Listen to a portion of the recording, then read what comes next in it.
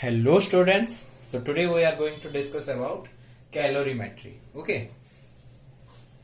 So बच्चों हम daily life में कुछ वर्ड्स यूज करते हैं जैसे कि हो गया गर्म पानी, ठंडा पानी, ठीक है ना। हम जब बर्फ को हाथ लगाते हैं ठंड लगती है, ठीक है ना। गर्म पानी में हाथ डुबाते हैं गर्म लगती है। हम और भी कुछ बोलते हैं गुनगुना पानी, ठीक है ना, सादा पानी। तो ये सब वर्ड हम किस बेसिस पे बोलते हैं? टच करके, सेंस करके चीजों को हम ये सब बोलते हैं, ठीक है ना। तो उसी के बारे में आज पढ़ेंगे। पहले हम देखेंगे हीट के बारे में, ठीक है बच्चों। तो पहले हम देखेंगे हीट। ओके, सो हीट क्या होता है? सब्सटेंस किससे बनते हैं बच्चों? मॉलिक्यूल से। ओके,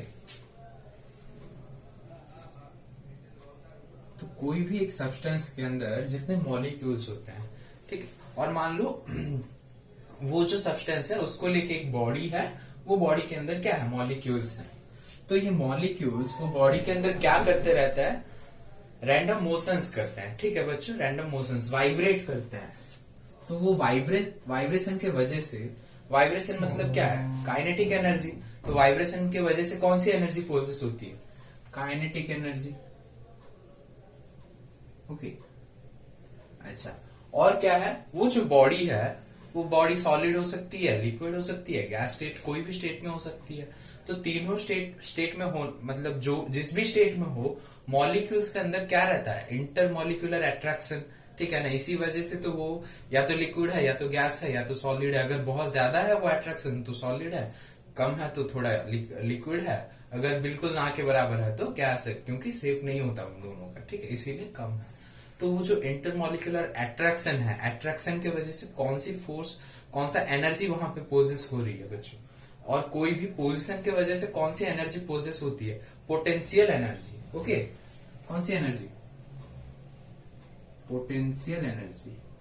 तो बच्चों ये जो काइनेटिक एनर्जी और पोटेंशियल एनर्जी, ये वो बॉडी के क्या है? टोटल एनर्जी है। वो बॉडी के अंदर जितना एनर्जी है यही है। तो इन दोनों को मिला देंगे तो जो आएगा उसे हम बोलते हैं थर्मल एनर्जी। क्या बोलते हैं बच्चों? Thermal energy.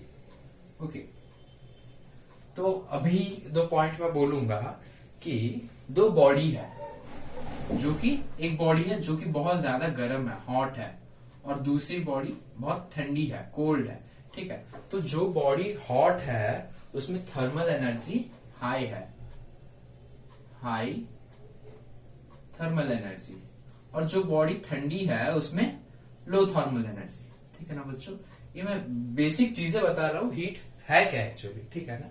तो एक बॉडी हॉट है जिसमें थर्मल एनर्जी, अच्छा थर्मल एनर्जी ज्यादा है मतलब काइनेटिक पोटेंशियल एनर्जी ज्यादा है, मतलब उसके अंदर जो मॉलिक्यूल्स है बहुत ज्यादा ही वाइब्रेट हो रहे हैं, और उनके अंदर जो अट्रैक्शन है वो, मतलब जो इंटरमॉलिक्यूलर फोर्स है वो बहुत ज्यादा है, इसीलिए काइनेटिक पोटेंशियल एनर्जी हाई है, थर्मल एनर्जी हाई है। जो बहुत ठंडी है बॉडी, ठीक है ना, उसमें काइनेटिक एनर्जी लो होगा, पोटेंशियल एनर्जी लो होगा, इसीलिए थर्मल एनर्जी लो है, ठीक है। तो हम दो बॉडी लेते हैं, एक बॉडी है ए, दूसरी बॉडी है बी, ठीक है। दोनों को क्या किया हमने? कांटेक्ट में रखा है, ठीक है। ए वाली बॉडी क्या है? हॉट है। जो हॉट वाली बॉडी ए है, ये कोल्ड वाली बॉडी बी है, ठीक है। तो कुछ टाइम बाद क्या होगा? जो बॉडी हॉट थी वो धीरे धीरे टेम्परेचर क्या करेगी? लूज करेगी। टेम्परेचर तो नहीं, हमें अभी टेम्परेचर के बारे में पढ़ा नहीं है हमने। तो ये जो बॉडी, ये क्या थी? गर्म थी, ये धीरे धीरे ठंडी होती जाएगी, और जो बॉडी ठंडी थी वो धीरे धीरे वो गर्म होती जाएगी, ठीक है। अच्छा, ये अगर ठंडी हो रही है, ठीक है ना बच्चों, ये तो ठंडी हो रही है ना, ये गर्म हो रही है, तो ये अगर ठंडी हो रही है तो इसका थर्मल एनर्जी क्या हो रहा है? घट रहा है। और इसका क्या हो रहा है? बढ़ रहा है। ये गर्म हो रही है मतलब थर्मल एनर्जी बढ़ रहा है। तो ये क्या कर रहा है? लूज कर रहा है थर्मल एनर्जी, और ये गेन कर रहा है, ठीक है ना बच्चों। तो यहाँ क्या हो रहा है? थर्मल एनर्जी का फ्लो हो रहा है, ठीक है। फ्लो ऑफ एनर्जी हो रहा है, flow of energy from a hot body, from a hot body to a cold body, ठीक है। थर्मल एनर्जी क्या हो रहा है? फ्लो हो रहा है। Flow of energy from a hot body to cold body is called, इसे ही हम क्या बोलते हैं? Heat energy. Okay, heat energy, ठीक है। और we can simply call it, क्या बोल सकते हैं हम? हीट, ठीक है बच्चों। तो ये जो चीज है हीट है। हीट समझ में आ गया, हीट क्या है। अभी देखेंगे हीट का, ये हीट एक क्या है, एनर्जी है, ये हमें याद रखना है। तो एनर्जी का यूनिट क्या होता है बच्चों, जूल होता है, ठीक है। जैसे बाकी सब एनर्जी के यूनिट है, वैसे ही एसआई यूनिट ऑफ हीट क्या है बच्चों, जूल, ठीक है। ऐसा यूनिट क्या है हीट का, जूल, ठीक है। And heat is denoted by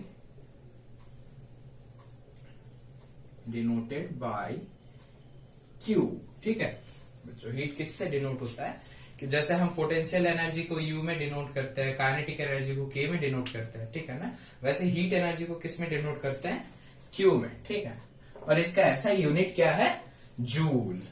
तो हीट का और एक भी यूनिट है बच्चों, ठीक है। हीट का एक दूसरा यूनिट है जिसे कि हम बोलते हैं कैलोरी, ठीक है। ये भी कॉमन एक यूनिट है, क्या बोलते हैं हम इसे, कैलोरी। तो बच्चों कैलोरी है क्या, ठीक है। इफ हम 1 ग्राम वाटर लेंगे और उसको 1 डिग्री सेल्सियस बढ़ाएंगे, ठीक है ना, मतलब 1 डिग्री सेल्सियस बढ़ाने के लिए जितना हीट एनर्जी रिक्वायर्ड होगा, ठीक है ना, the heat energy required to raise the temperature of 1 gram of water to 1 degree Celsius, उसे हम क्या बोलेंगे, 1 कैलोरी। मैं दिखा रहा हूं, हम यहाँ वाटर लेंगे 1 ग्राम का, ठीक है, और इसका टेम्परेचर है 14.5 डिग्री सेल्सियस। ऐसा क्यों, क्योंकि वाटर ना क्या होता है, यूनिफॉर्मली एक्सपेंड नहीं होता है, इसीलिए पर्टिकुलर टेम्परेचर लिया गया है 14.5 डिग्री सेल्सियस से 1 डिग्री सेल्सियस, मतलब कितना तक, 15.5 डिग्री सेल्सियस तक हमें बढ़ाने के लिए, मतलब कितना राइज हुआ, कितना, 1 degree Celsius, 1 degree Celsius rise करने के लिए 1 ग्राम वाटर को हमें जितनी हीट एनर्जी देनी पड़ेगी, वो अमाउंट ऑफ हीट एनर्जी को हम क्या बोलते हैं, क्या बोलते हैं बच्चों, कैलोरी, ठीक है।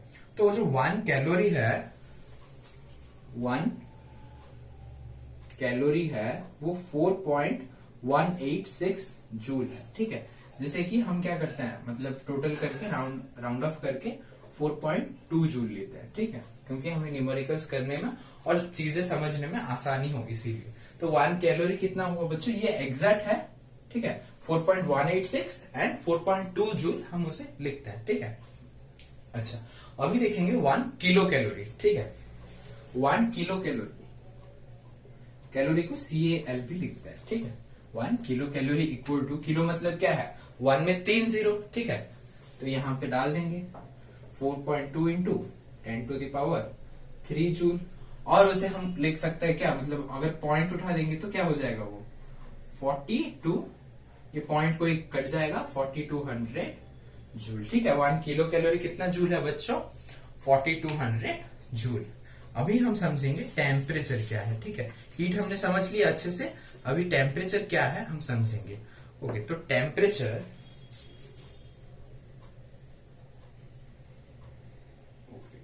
तो हमने यहाँ पे क्या देखा बच्चों, दो बॉडी को हमने जब कांटेक्ट में रखा तो एक बॉडी से दूसरे बॉडी को क्या हुआ, हीट फ्लो हुआ।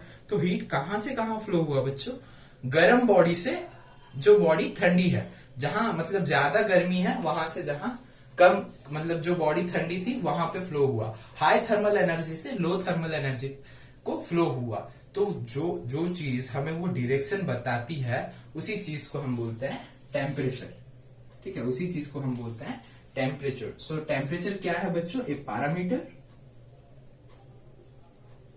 parameter which tells about the flow of direction of, ठीक है, direction of flow of heat, ठीक है ना बच्चों। हीट कहां, मतलब कहां से कहां जा रही है, किस बॉडी से किस बॉडी, और जो उसका डायरेक्शन है वो जो दिखाता है उसे हम बोलते हैं टेम्परेचर, ठीक है। और ये बॉडी का मतलब क्या बताता है, tells about thermal state of the body, bracket में लिख सकते हैं thermal state of the body, ठीक है। ओके बच्चों, तो ये टेम्परेचर जो है ये किस में बताता है, मतलब अच्छा, थर्मल स्टेट जो बताता है किस में बताता है, ये डिग्री में, ठीक है, इन डिग्री ऑफ हॉटनेस और कोल्डनेस। मतलब वो जो बॉडी है कितनी ठंडी है और कितनी गर्म है, वो चीज ये डिग्री में बताता है। कौन? टेम्परेचर। अभी देखेंगे टेम्परेचर का यूनिट, ठीक है। सो ऐसा यूनिट ऑफ टेम्परेचर क्या है बच्चों? केल्विन, ठीक है। केल्विन आपने पढ़ा होगा क्लास 7th 8th 9th हर एक क्लास में है, ठीक है। क्या है? ऐसा यूनिट है क्या? टेम्परेचर के 3 यूनिट होते हैं, केल्विन, फ़ारेनहाइट, सेल्सियस। तो फिलहाल आपके बुक में सिर्फ केल्विन और सेल्सियस है, ठीक है बच्चों। केल्विन और सेल्सियस। तो केल्विन और सेल्सियस क्या है यहाँ पे मैं दिखा रहा हूं, ठीक है। दो स्केल्स है, ठीक है। ये वाला है केल्विन स्केल, ये वाला है डिग्री सेल्सियस स्केल। तो दोनों में ना बच्चों 100 यूनिट्स होते हैं, ठीक है। केल्विन कहां से शुरू होता है? 273 से लेके 373 तक। सेल्सियस कहां से शुरू होता है? 0 से लेके 100 तक, ठीक है ना बच्चों। मतलब इसका जो लोएस्ट पॉइंट है 273 से 373, इसका लोएस्ट पॉइंट है 0 से 100 डिग्री सेल्सियस, ठीक है। ये केल्विन है, ये केल्विन है, ये सेल्सियस है, डिग्री सेल्सियस है, ठीक है। तो बच्चे 0 डिग्री इक्वल टू कितना हो रहा है? 273। क्योंकि देखो बच्चों यहां में कितना डिफरेंस क्या है? इसमें 100, इसमें भी डिफरेंस क्या है? 100। मतलब यूनिट्स कितने होंगे? 100 यहां भी 100 होंगे, सेम, ठीक है ना। तो हम बता सकते हैं कि 0 degree equal to 0 degree Celsius equal to 273 Kelvin, ठीक है ना बच्चों। क्योंकि देखो दोनों में डिफरेंस 100 यूनिट का है, ठीक है। मतलब अगर हम लेंगे 100 डिग्री सेल्सियस तो यहां भी 100 ऐड हो जाएगा, तो कितना हो जाएगा? 373 डिग्री केल्विन, ठीक है ना। तो अगर हमें मतलब टेम्परेचर हमारे पास केल्विन में है और हमें उसे किस में कन्वर्ट करना है? सेल्सियस में कन्वर्ट करना है। तो 273 degree temperature plus degree Celsius, ठीक है ना। जितना सेल्सियस है उसमें 273 मिला देंगे तो क्या आ जाएगा? केल्विन आ जाएगा, ठीक है ना। यहाँ 0 डिग्री है तो 273 है, 0 ऐड हुआ इसमें, ठीक है ना। अगर हमें बताता कि 100 डिग्री सेल्सियस है तो 100 डिग्री सेल्सियस है ये, इसमें क्या ऐड होता है? 273 और क्या आ जाता है? 373 केल्विन, ठीक है ना। मतलब 100 डिग्री सेल्सियस क्या है? 373 केल्विन, ठीक है बच्चों। ओके स्टूडेंट्स, तो मैंने अभी क्या बताया, इसमें अगर मतलब केल्विन में हमें लाना है तो 273 ऐड करना पड़ेगा टेम्परेचर डिग्री सेल्सियस में, ठीक है ना। तो ये तो हम समझ गए, लेकिन हमने क्या देखा? जो केल्विन स्केल है वो कहां से कहां है? 273 से 373, और सेल्सियस स्केल कहां है? 0 से 100, ठीक है। Degree Celsius kelvin kelvin. तो दोनों में अंतर कितना है बच्चों? 100 का, ठीक है ना। तो यूनिट्स तो सेम होंगे। मान लो किसी सब्सटेंस का टेम्परेचर यहाँ पे 1 डिग्री सेल्सियस बढ़ रहा है, तो यहाँ पे भी 1 ही बढ़ेगा ना, तो क्या हो जाएगा? 274, ठीक है ना केल्विन। यहाँ पे किसी का 5 बढ़ रहा है, ठीक है, 5 डिग्री सेल्सियस हो रहा है, तो यहाँ पे क्या हो जाएगा? 278 डिग्री, ठीक है ना केल्विन, ठीक है। तो बढ़ तो सेम रहा है ना, मतलब 273 था, कितना हुआ? 278, 0 था, 5 हुआ, तो बढ़ा कितना? राइज इन टेम्परेचर क्या हुआ? 5, और उसको हम डिनोट करते हैं डेल टी, ठीक है ना बच्चों। डेल टी का मतलब है राइज इन टेम्परेचर और चेंज इन टेम्परेचर, ठीक है ना। तो दोनों में सेम नहीं है, इसमें भी 5 है, इसमें भी 5 है। तो डेल टी के में जितना होगा, डेल टी डिग्री सेल्सियस में भी उतना ही होगा। मतलब चेंज इन टेम्परेचर दोनों में सेम है। इसका मतलब क्या है बच्चों? मान लो एक बॉडी है ए, जिसको कि मैंने गर्म किया, जो कि 0 डिग्री सेल्सियस था या तो 50 डिग्री सेल्सियस था, ठीक है ना। उसको मैंने गर्म करके कितना बना दिया? 60 डिग्री सेल्सियस, ठीक है। तो इसमें डेल टी क्या है सेल्सियस में? डेल टी इन सेल्सियस क्या है? 10 डिग्री सेल्सियस, ठीक है ना। डेल टी केल्विन में क्या होगा? सेम होगा बच्चों, 10 केल्विन ही होगा, ठीक है। क्योंकि यहाँ पे जितना बढ़ेगा वहां पे उतना ही बढ़ेगा। दोनों में राइज इन टेम्परेचर और डेल टी सेम होगा सेल्सियस और केल्विन में। ओके स्टूडेंट्स, तो अब हम मैं एक बोल रहा हूँ कि दो बॉडी है, हमने क्या बोला? ए है, बी है, दोनों में अगर हीट का अंतर है तो दोनों को कांटेक्ट में रखने से हीट फ्लो होगा। कब तक फ्लो होगा? टिल उनका टेम्परेचर इक्वल ना हो जाए, ठीक है। जब तक टेम्परेचर इक्वल ना हो जाए, इक्वल होने तक क्या होगा, हीट फ्लो होगा। ठीक है, टेम्परेचर इक्वल होने तक हीट फ्लो होगा। अच्छा, मैंने तो ए बॉडी और बी बॉडी को मैंने कांटेक्ट में रखा, लेकिन हीट फ्लो नहीं हो रहा है। इसका मतलब क्या, दोनों का टेम्परेचर इक्वल है। इसका अगर टेम्परेचर T है तो इसका भी टेम्परेचर T है। तो क्या दोनों के बीच में थर्मल एनर्जी सेम है? थर्मल एनर्जी हम किससे पता करते हैं, उसके अंदर कितना हीट है, वो ज्यादा गर्म है कम गर्म है। तो क्या अगर दो बॉडी में कंटेक्ट करके रखने से टेम्परेचर इक्वल है, मतलब हीट फ्लो नहीं हो रहा है, तो क्या दोनों का थर्मल एनर्जी इक्वल है? नो, आंसर क्या होगा, नो होगा। ठीक है, थर्मल एनर्जी दोनों का इक्वल नहीं है अगर हीट फ्लो नहीं हो रहा है तो भी। ठीक है, क्योंकि थर्मल एनर्जी क्या कुछ और चीजों पे डिपेंड करता है। पहली बात तो किस पे डिपेंड करता है, हीट पे डिपेंड करता है। और हीट को हम क्या डिनोट करते हैं, क्यू डिनोट करते हैं। ठीक है, अभी हम देखेंगे वो जितना क्यू ज्यादा एब्जॉर्ब करेगा, मतलब जितना ज्यादा हीट एब्जॉर्ब करेगा, उसका थर्मल एनर्जी क्या होगा, उतना ही बढ़ेगा। ठीक है ना, तो वो कितना हीट एब्जॉर्ब करेगा वो चीज किस पे डिपेंड करती है, हम वो अभी पढ़ेंगे। ठीक है,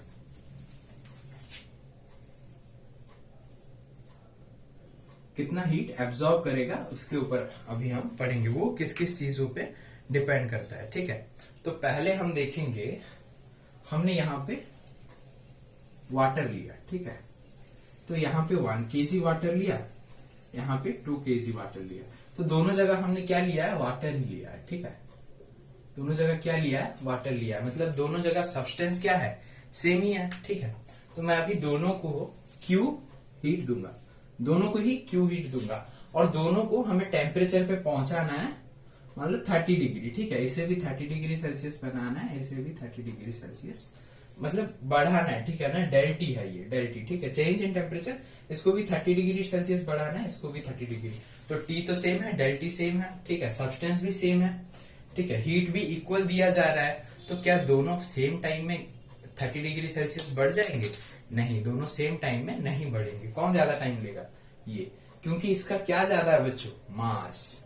इसका मास क्या है, ज्यादा है, मास इसका ज्यादा है। किसका, 2 kg वाटर का, तो वो ज्यादा टाइम गर्म होगा। ठीक है ना, इसका मतलब क्या, वो भी 30 डिग्री सेल्सियस बढ़ाने के लिए ज्यादा हीट एब्जॉर्ब करेगा, ये 30 डिग्री बढ़ाने के लिए उसके हिसाब से कम हीट एब्जॉर्ब करेगा। क्यों बच्चों, इसका मास ज्यादा है। तो जो amount of heat energy absorb किसके ऊपर डिपेंड किया, पहले तो मास के ऊपर। ठीक है, ओके, अभी देखेंगे नेक्स्ट एग्जांपल। ठीक है, मास देख लिया हमने, अभी मैं बोलूंगा यहाँ पे भी 1 kg है और यहाँ पे भी 1 kg है, दोनों जगह 1 kg है, लेकिन यहाँ हमें 30 डिग्री सेल्सियस राइज करना है, यहाँ 10 डिग्री सेल्सियस राइज करना है। अभी भी दोनों जगह हमने वाटर लिया है, मतलब दोनों जगह क्या सेम है, सब्सटेंस सेम है, दोनों को हम क्यू हीट ही दे रहे हैं, लेकिन अभी डेल टी अलग है।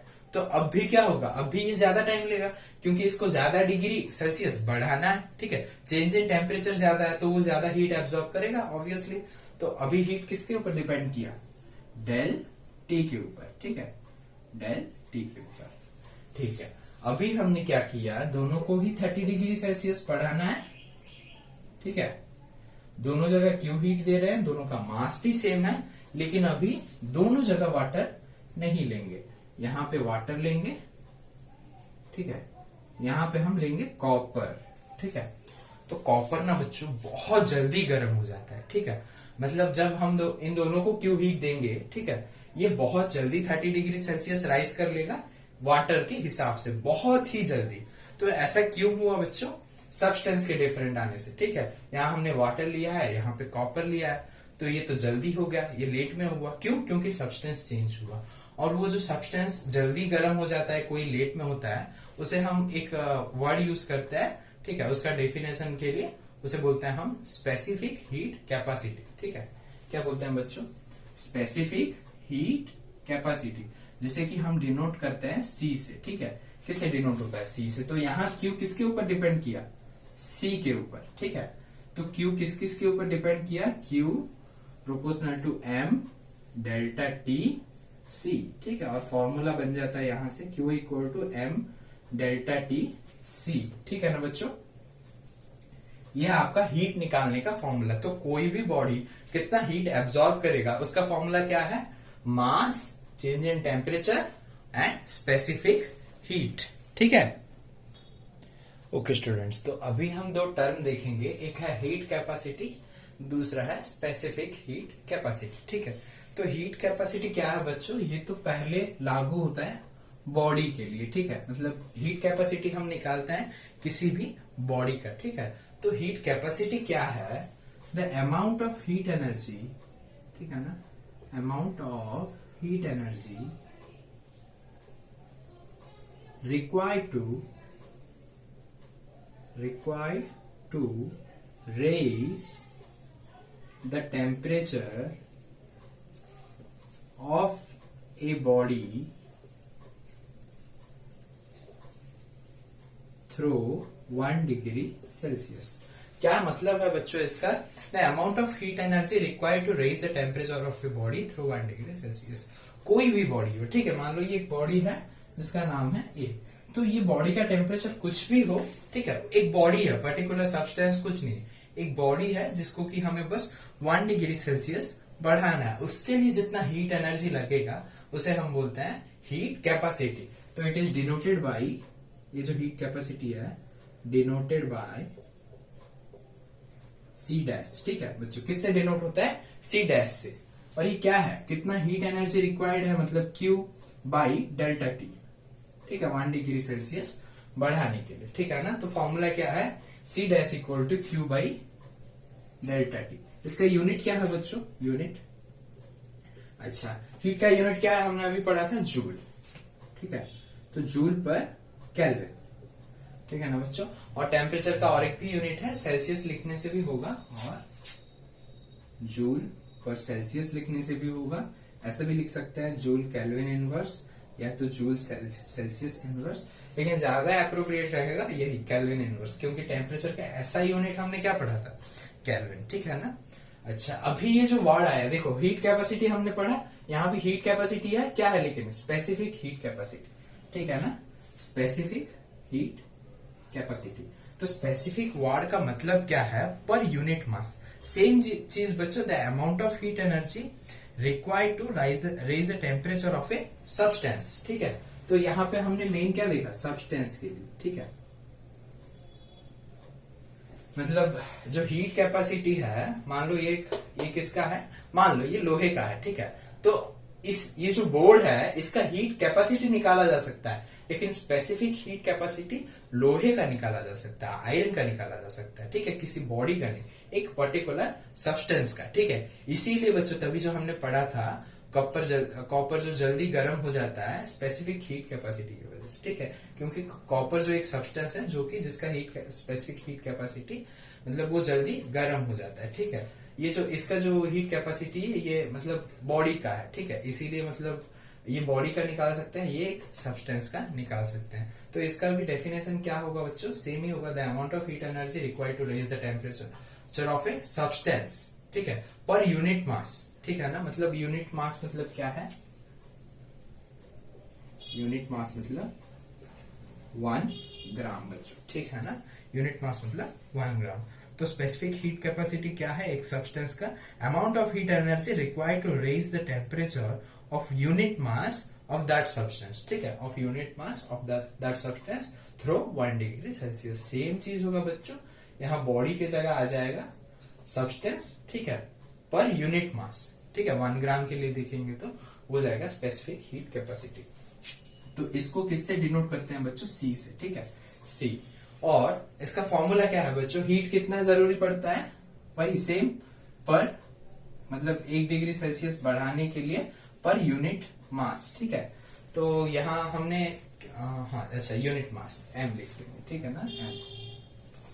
ठीक है बच्चों, देखो वही फॉर्मूला है, यहाँ से Q का फॉर्मूला आ रहा है, Q equal to C M delta T हम निकाले थे, Q equal to C M delta T. ये फॉर्मूला हमने निकाल रखा था, वहां से C का फॉर्मूला आ गया Q by delta T M. ठीक है बच्चों, तो ये जो Q बाई डेल्टा टी है ये क्या है, heat capacity Q by delta T. तो हम Q बाई डेल्टा टी की जगह C डैश लिख सकते हैं, बाई M लिख सकते हैं। तो ये C का और एक फॉर्मूला आ गया, क्या है, C equal to C dash by M।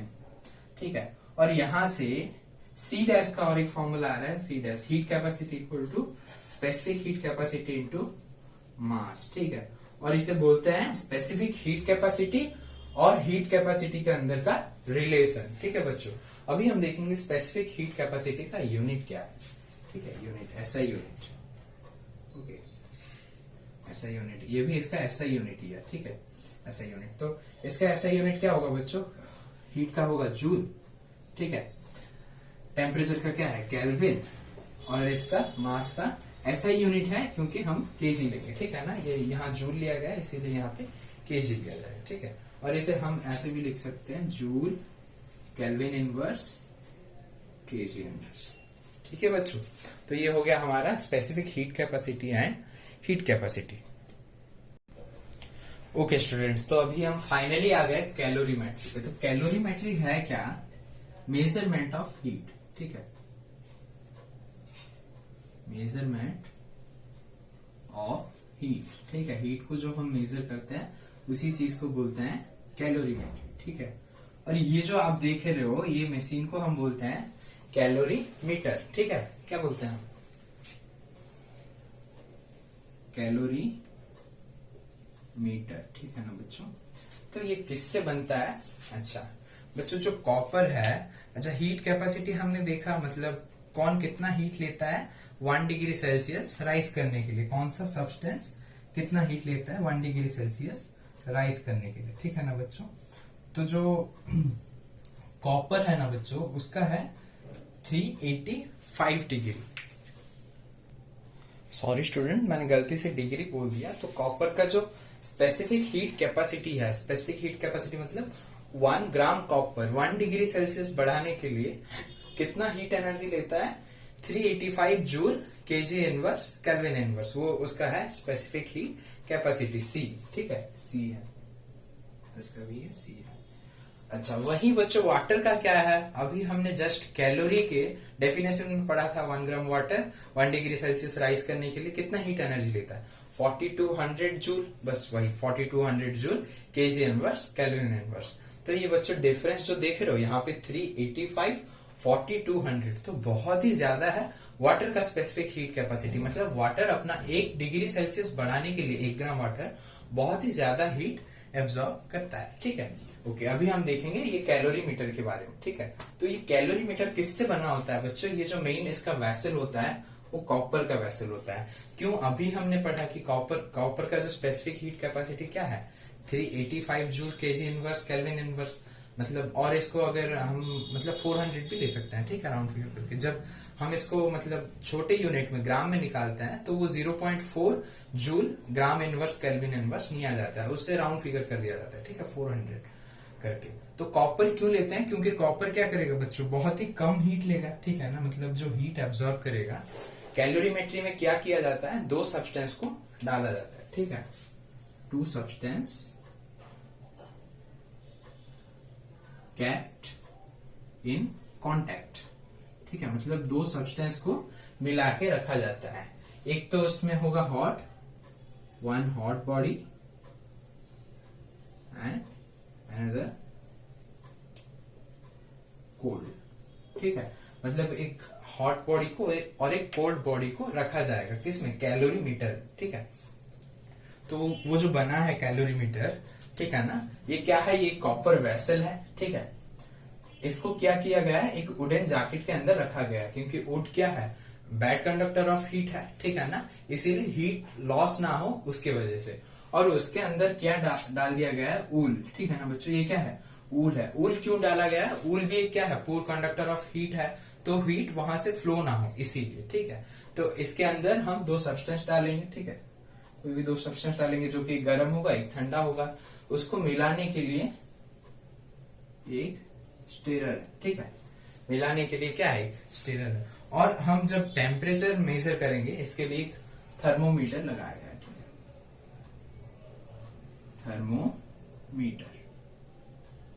ठीक है, एक कॉपर वेसल है, उसके अंदर वुड डाला गया है, एक वुडन जैकेट है। ठीक है, ये भी वुड का प्लेट है, वुड प्लेट।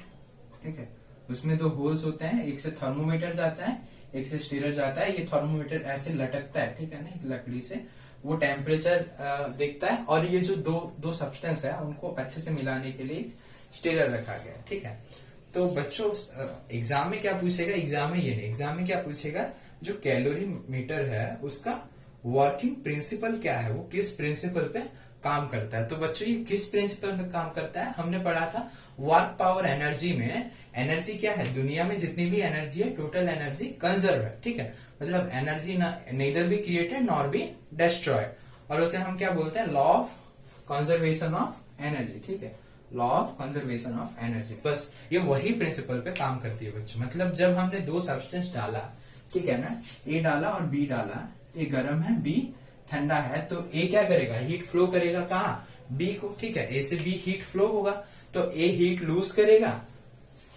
ए क्या करेगा, हीट लूज करेगा, बी क्या करेगा, गेन करेगा।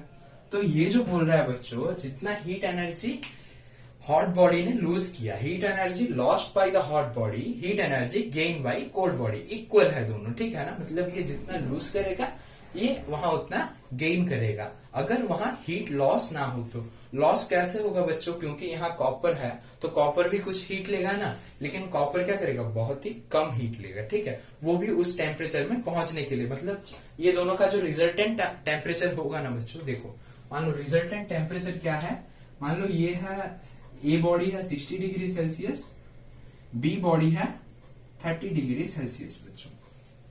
तो हीट कब तक फ्लो होगा, दोनों का इक्वल होने तक। दोनों का इक्वल मतलब क्या, 60 प्लस 30 90 बाई 2 मतलब कितना आ गया 45।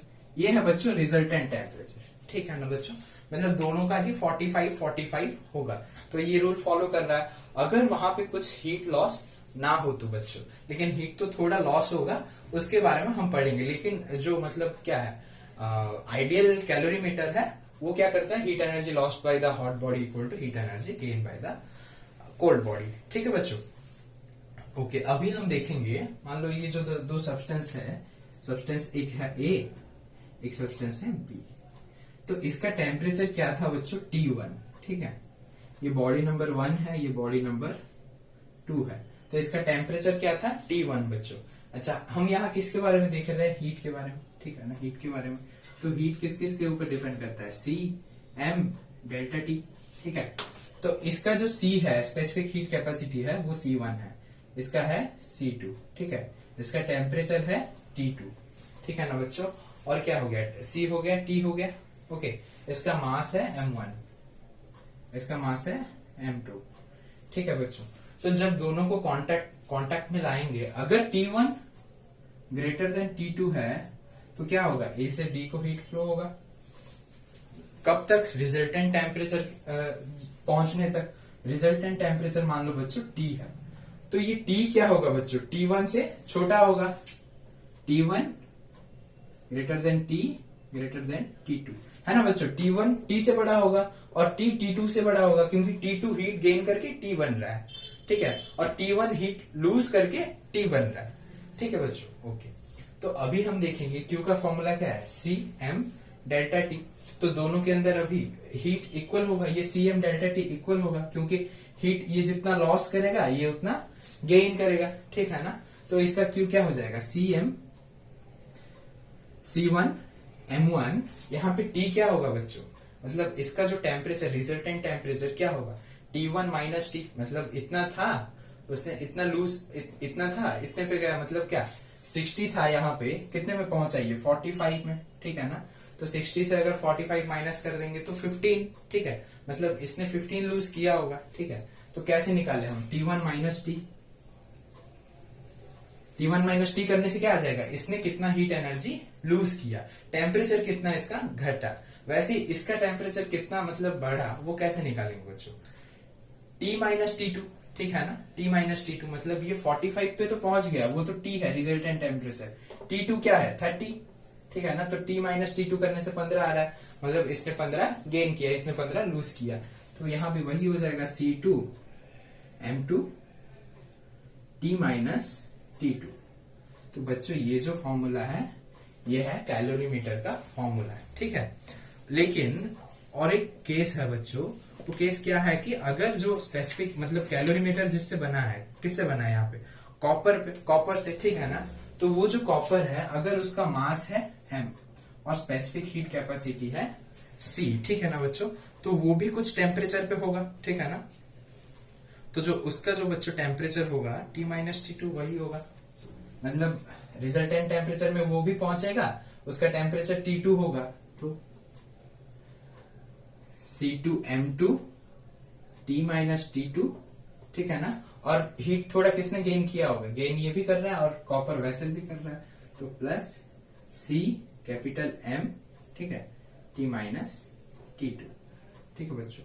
यहां आ गया C1M1 T1 माइनस T, ठीक है। और यहां से हम T1 minus T2 T minus T2 common भी निकाल सकते हैं, तो क्या आ जाएगा C2M2 CM, ठीक है ना, C2M2 प्लस लिख दिया, ठीक है, C2M2 प्लस है प्लस CM कैपिटल M, ठीक है। और कॉमन क्या निकल रहा है T माइनस T2, ठीक है बच्चों, ओके।